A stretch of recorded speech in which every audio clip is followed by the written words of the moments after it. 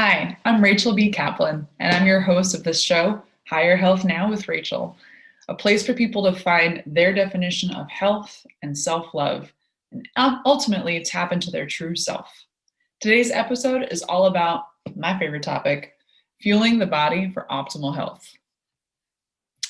So first of all, I would just like to say, if we're not already connected on social media, please find me on Facebook as Rachel B. Kaplan and friend request me.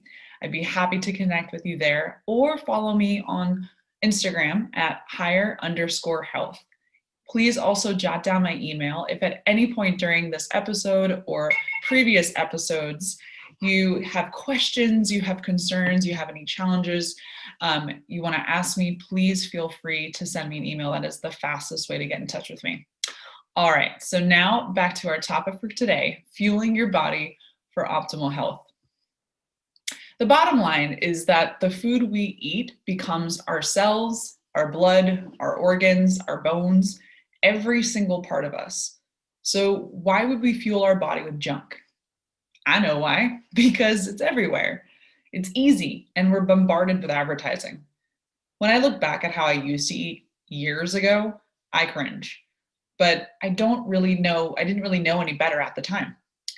It seems easy enough now to understand that we can't eat junk and expect to feel energized, perform well, thrive, and avoid disease. I wish I knew this 20 years ago. Maybe you feel the same way. So this is one of my favorite visuals.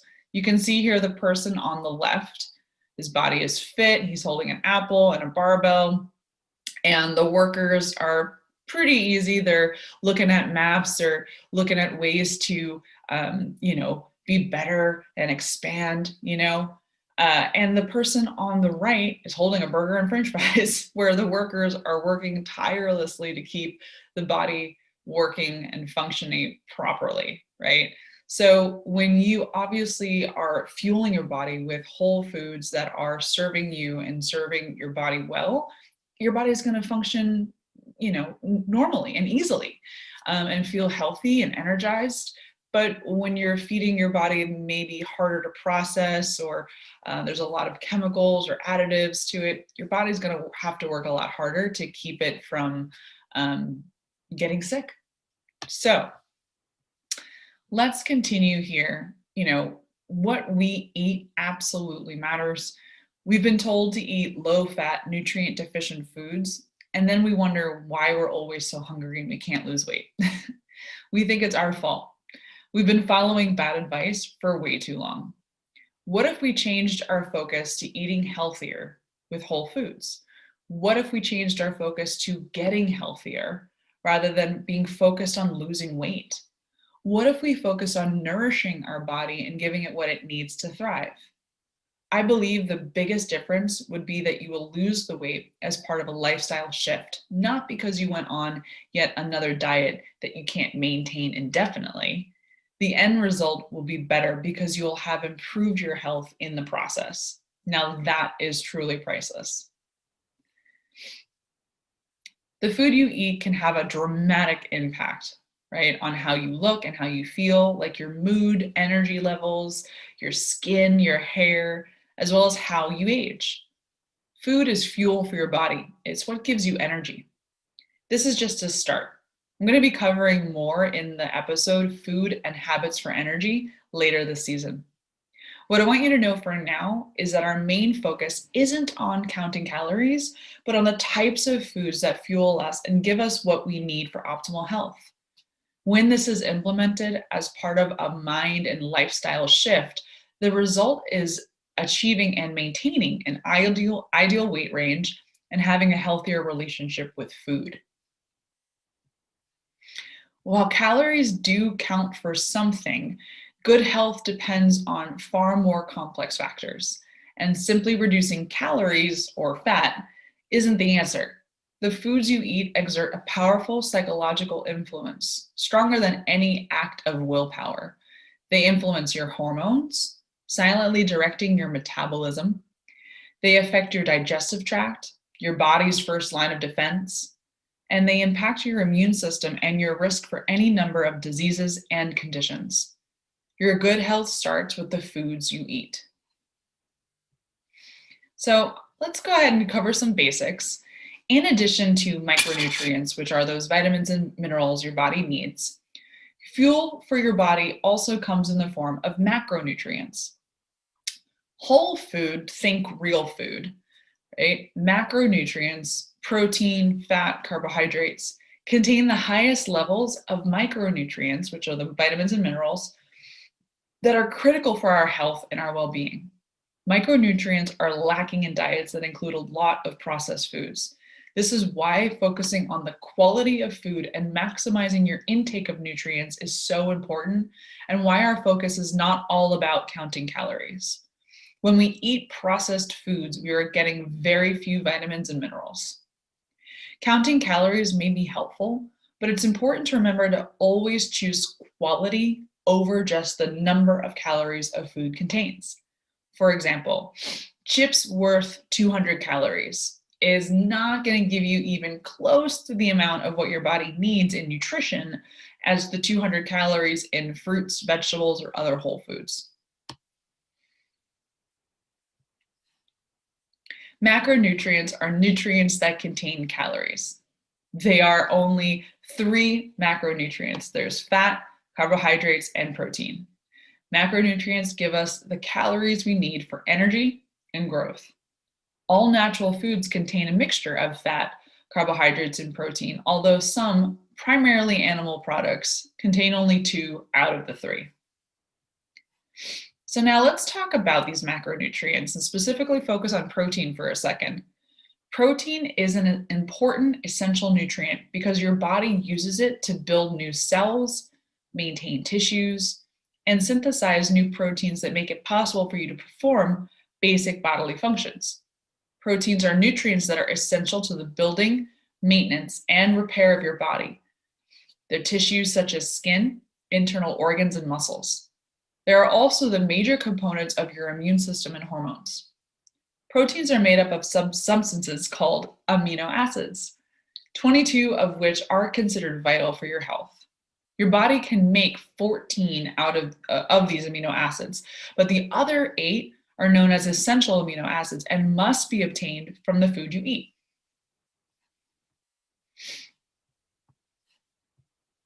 So, where do you get sources of protein?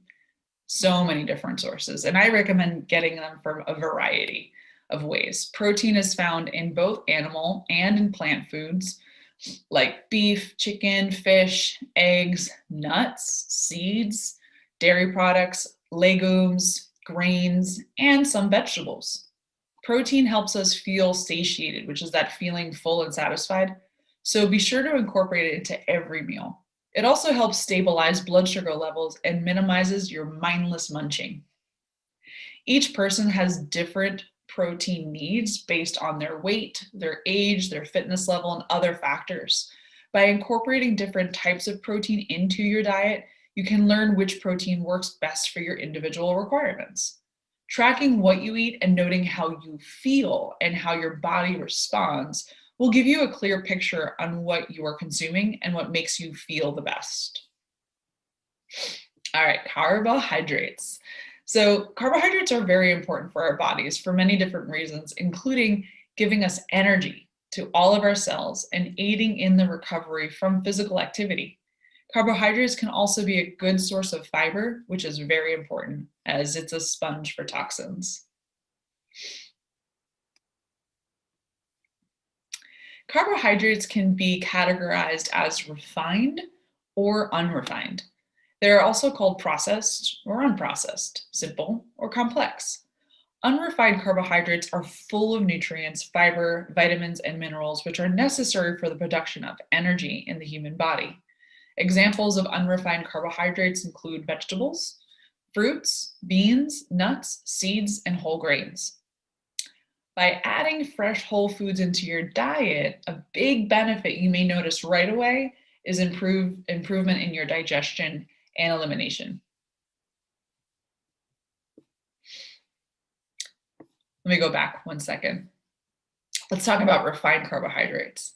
Refined carbs are stripped of their nutrients, and other additives and chemicals have been added to take the place of what was taken out. Many of the additives are addictive and harmful to our health. These are some of the foods that cause us to have energy crashes and put us on that sugar roller coaster ride. Refined carbohydrates include foods like packaged cereals, white bread, white rice, white flour, chips, most pastas, cakes, and candies. These foods obviously are best to limit in your diet, but that doesn't mean you can't enjoy them every now and then. But just be conscious of how much you consume each day. Awareness is the first important step, and this is where tracking your food can be very helpful. Okay, I do want to reiterate that all food is good food. One thing we are not going to focus on during this season is feeling guilty about food. Food is meant to be enjoyed, and the more healthier choices you can make each day, the better you're going to feel, and the less frequently you'll want the processed, refined, and less nutritious options. Your body will start to crave the healthy foods, but that doesn't mean you can't enjoy, a cheeseburger and a milkshake once in a while. It's just not an everyday thing, right? Because it won't make you feel great. Now let's talk about fats. Consuming sufficient amounts of fat in the right forms and proper proportions has been shown to offer significant health benefits. Among other things, it can strengthen the immune system, enhance brain and nervous system functions such as your mood, intelligence, and behavior.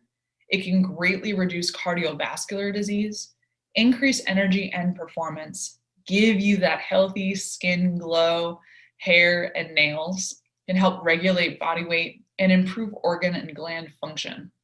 Fat is also critical for the absorption of fat-soluble vitamins like A, D, E, and K, as well as optimal hormone function. But wait, I thought fat was bad for me. Okay, so this train of thought is due mostly to the debacle called the low-fat diet craze that caused most Americans to run scared from all dietary sources of fat. The fat was replaced with sugar and other chemicals to make foods taste good. This did not bode well for our health or our waistlines. The time period of the low-fat diet craze is when the rate of obesity in this country really started to skyrocket. In fact, some medical sources now refer to the low-fat diet craze as the Great American Experiment in Obesity. And I highly recommend, if you have not seen the documentary Fed Up, this is the YouTube link, jot this down real quick. I highly recommend you watch this movie. Watch it with your kids, watch it with your spouse, watch it with your partner, your roommate, whoever, just watch by yourself. I highly recommend that you educate yourself on this so that you become a more just educated consumer, because knowledge is power. Consuming dietary fats does not mean that you will get fat. In fact, fats and oils are essential to optimal health. Your body needs fats to build cells and manufacture key hormones. Just as with all foods, however, you must consume high quality fats and oils for your body to effectively use them. Remember, you are what you eat. So let's talk about where fat comes from. Healthy fats are found in foods such as meat, eggs, nuts, seeds, and oily fish like salmon. Purchase the highest quality, organic, local if possible. Other good fat sources include olive oil, coconut oil, and avocado. Olive oil as part of a salad dressing, coconut oil for cooking. Coconut oil is great for high heat cooking, baking, and more. And avocado, add it to your smoothies or to your sandwiches or your salads. Remember, you only need a little bit of these things to really get the benefits from the fat. I always like incorporating a little bit of humor into my presentations. Okay, so a good fat source should generally come from organically grown plant-based source with minimal processing to preserve its raw nutrient state. Look for oils that are virgin and cold pressed and have not undergone a distillation or a purification process. In addition to olive oil, there are many other oils that you can include in your diet, like hemp seed oil or flaxseed oil or pumpkin seed oil. They each have a different taste, so try some and see what you think. Not all fats and oils are stable at high heat temperatures. So oil for cooking at high temperatures above 350 degrees Fahrenheit include ghee, which is clarified butter, and coconut oil. Olive oil is reported to be fine for low to medium temperatures up to about 325 degrees Fahrenheit. When you add healthy fats and oils to your diet, you may also notice an improvement in your skin texture, including a reduction or elimination of dry skin patches.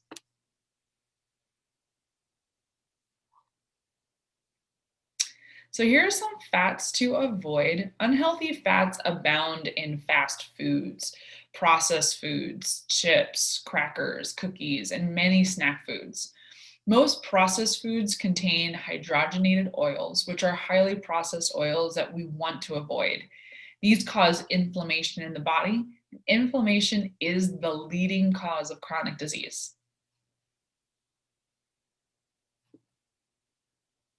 Ideally, you want to have some lean protein, some beneficial carbs, and a little bit of beneficial fat at each meal. This will balance your hunger hormones and help you stay fuller longer. A great way to track your macronutrients as well as your micronutrients is to use an app called MyFitnessPal. I've talked about it in previous episodes. If you've never used it before, I highly recommend it. Begin your day right, because the way you begin your day can really help set you up for success.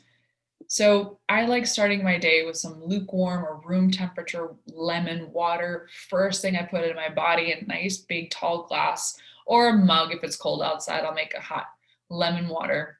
And it's just perfect for waking up. And then I like drinking my herbal detox tea. It's got a bunch of different herbs in it that have an affinity for my liver and kidneys. And if you don't have one, I can certainly recommend the one that I use. And then consider adding protein to your breakfast. And if you don't eat breakfast, the simplest and easiest way to get a really good nutrient dense breakfast in your morning before you start your day is a smoothie. You can make a really simple smoothie, lots of really good options out there, and you can bring it with you on the go.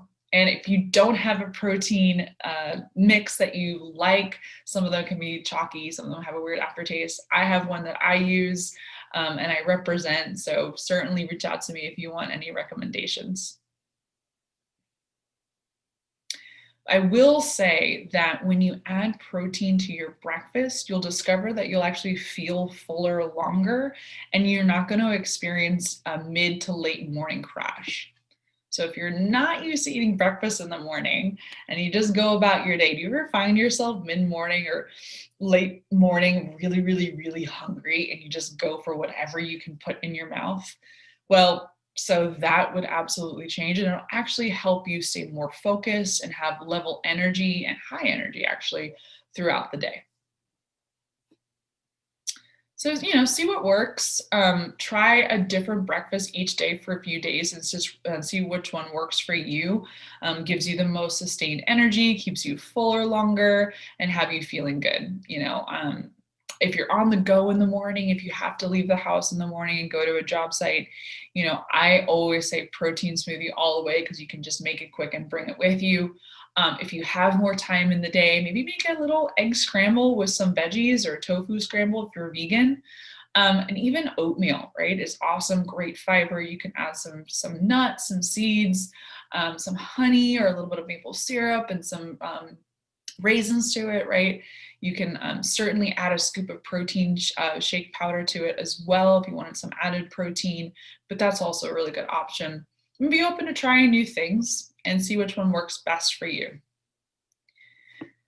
So we covered a lot and just wanted to recap for you and some to-dos for the week. If you like homework and you're watching these episodes every week, I highly recommend go and watch the documentary Fed Up.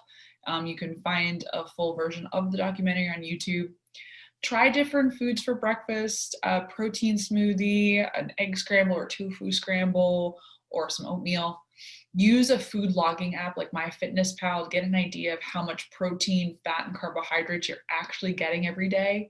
That really brings to your awareness, what you're fueling your body with and how it's making you feel. Or you can also use a food journal to track what you're eating and how you're feeling. I think that's the most important thing, is to just really jot down just real quick how you feel after eating a particular food. Notice which breakfast options keep you fuller longer and give you the most energy. And then consider how you feel after you eat so you can tune into what makes you feel better and what makes you feel worse.